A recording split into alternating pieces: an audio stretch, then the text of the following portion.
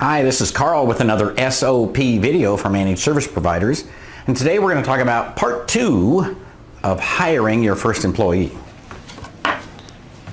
So one of the things you need to consider when you hire your first employee is what the real expenses are. We think of it in terms of a salary or a wage. So you say, oh, I'm going to pay somebody $14 an hour or $17 an hour. Well, then you need to pay taxes. And there may be some other insurance things with that. You may have benefits. You probably won't have benefits with your first employee, but there's also a sense that you have to have a cost of managing people. And you cannot forget the fact that it takes some of your time. Even with one employee who's a great employee, it takes some of your time to manage that person. You also have a cost in the sense that you have a commitment. We all know in very, very small businesses that it's hard to fire people. So when you hire somebody, they're probably going to become a friend. They're probably going to be somebody that you're going to work with for a long time. And so you need to be very realistic about the commitment piece of it. I encourage everyone to create a budget that is realistic when you hire somebody. Look at, say, $17 an hour and say, that will probably cost me realistically, hard cash, $20 to $21 per hour to actually pay them. And then on top of that, you say, okay, and then do I need to buy a desk? Do I need to buy equipment? What is it going to cost me to set them up with a place to work? With most small businesses, the owner is going to have to take a pay cut when you hire your first employee. That just is the way it is. You underestimate how much the real costs are, and then what happens is that you end up taking a pay cut. And that's fine as long as you know that it's going to happen. Plan for it and be realistic from the get-go. You also have to plan that you're going to have to train somebody. Training is the single most important thing that you can do with an employee. Make sure they're promoting your branding and make sure they're doing things your way. During the startup period, most people are going to be 30 to 40% billable at most. As they move along, especially if you hire a technician, they'll eventually become 50%, 60% billable, maybe 70%, probably not 80%. You have to be realistic about that as well. You're never going to have somebody where you pay them 40 hours a week and you're able to bill 40 times $100 an hour. That's just not going to happen. And people always fool themselves into thinking that that's what it is.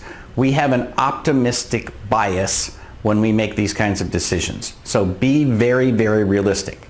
Payroll will always be the single most expensive thing in your budget, starting with the first time you hire somebody. So you need to be real about what that's going to cost you, and you have to be very careful. Couple of final tips. I recommend a payroll service. It will save you massive amounts of headaches and trouble. Your accountant will say, oh no, you can do this yourself. And yes, you can. Lots of people do. Millions of people do it themselves. They also waste lots and lots of time doing it themselves. If you go to a payroll service, ADP or Paychex or somebody like that, or even your accountant, you put in numbers, you click a button, and out comes a paycheck. And they make sure that your taxes are paid and it's all up to date. The worst thing that you can do is get behind in your payroll taxes. The government will take away your birthday. So you have to be very careful. Final tip is, if you can, hire hourly instead of by salary. When you hire hourly, it means that you can be very flexible with the number of hours you give somebody. You'd be surprised at how many people are willing to work for less than 40 hours a week. Lots and lots of people want half-time jobs, or they want a second job. Maybe they're working at night, maybe they're a student. There's all kinds of reasons people want to work less than 40 hours. So it's okay, you're not doing anything bad by hiring somebody hourly. Paying somebody hourly allows you the flexibility, for example, to say, hey, we don't need you on Friday, so we'll just see you on Monday. Or maybe kick off a couple hours early on Friday and then we'll see you on Monday. Little things like that, you'd be shocked at how the money adds up. When you get to the point where you've got multiple employees, I think I topped out at 12 employees. And let me just tell you, 12 times 1 hour times a little bit of wasted here and there, and it doesn't take very long, and you've spent a great deal of money getting nothing done. So you need to be very careful and, again, very realistic about this sort of thing. So if you can avoid paying somebody by salary, I highly encourage it. That way, as the ups and downs of the economy affect your business, you can be very flexible with that.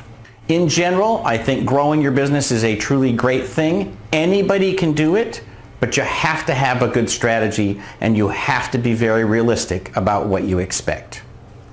This is Carl from Small Biz Thoughts, wishing you all the best in your managed service business.